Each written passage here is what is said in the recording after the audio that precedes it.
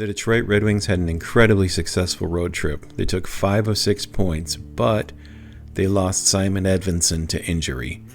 He's being re-examined, and we don't know how long he'll be out. With only 5 games left until the Olympic break, we may not see him on the ice again until the end of February. Edvinsson and Seider have been turning heads as a top blue line tandem in the NHL this season, and the timing couldn't be better, because Simon Edvinsson needs a raise. How much is it going to take to lock down this important part of your core and of your future? This is your 7-Minute Wings.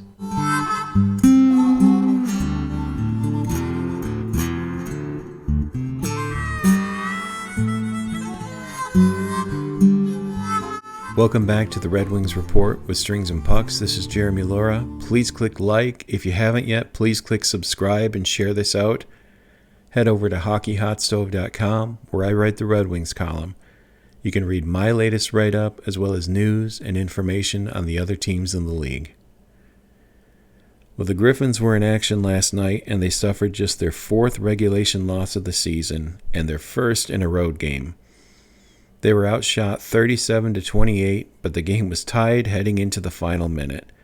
Manitoba was determined to stop the Griffins' record-setting season on the road, and they did it.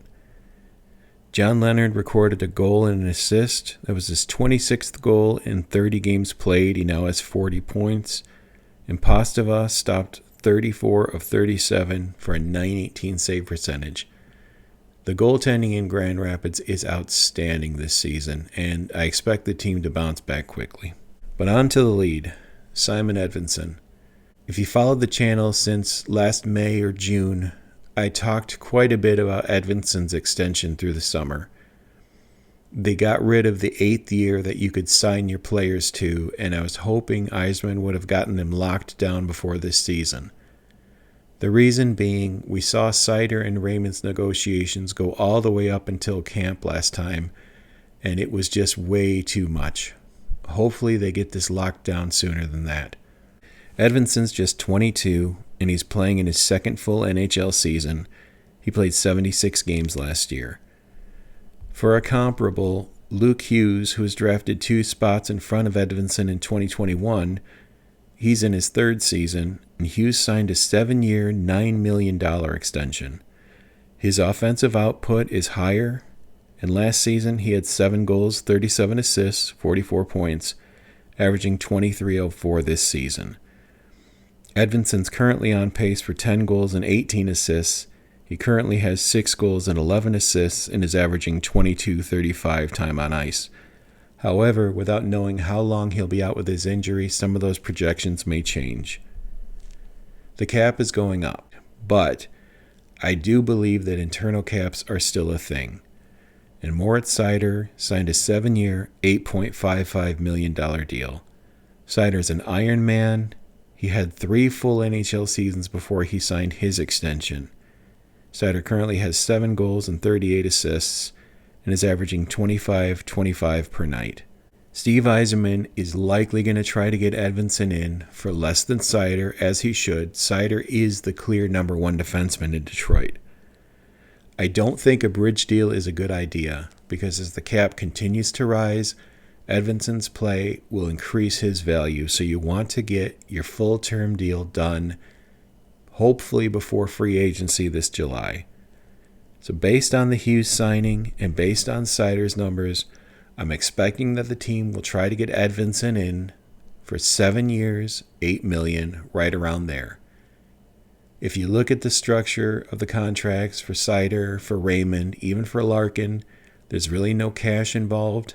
I don't know if they'll have to change that to get this done, but Yzerman's done a good job with these numbers and not paying out cash bonuses on these deals.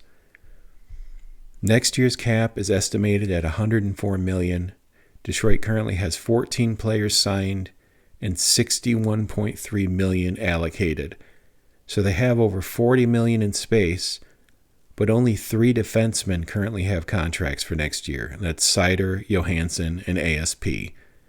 Gustafsson, Hall, Sherratt, and Hamonic are all UFAs.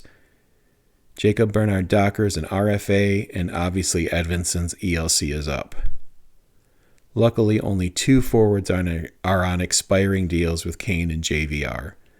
So there's plenty of space, and even heading into this deadline, the team has an estimated $14 million.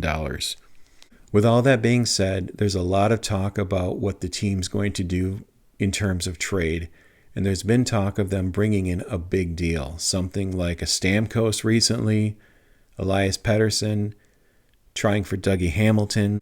They need to keep Edvinsson in mind. Even though they have an estimated $40 million available, after Edvinsson, the next year you're going to have to deal with Marco Kasper. And honestly, they need to bring in another defenseman.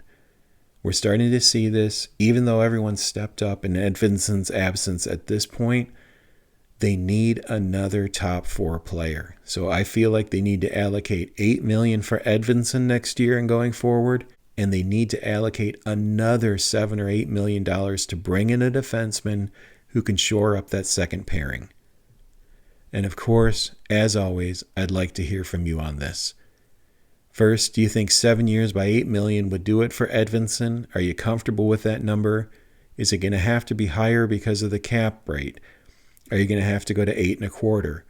I feel like you have to keep him below Seider in the pecking order and with that cap number. Edvinsson's a huge part of the core going forward.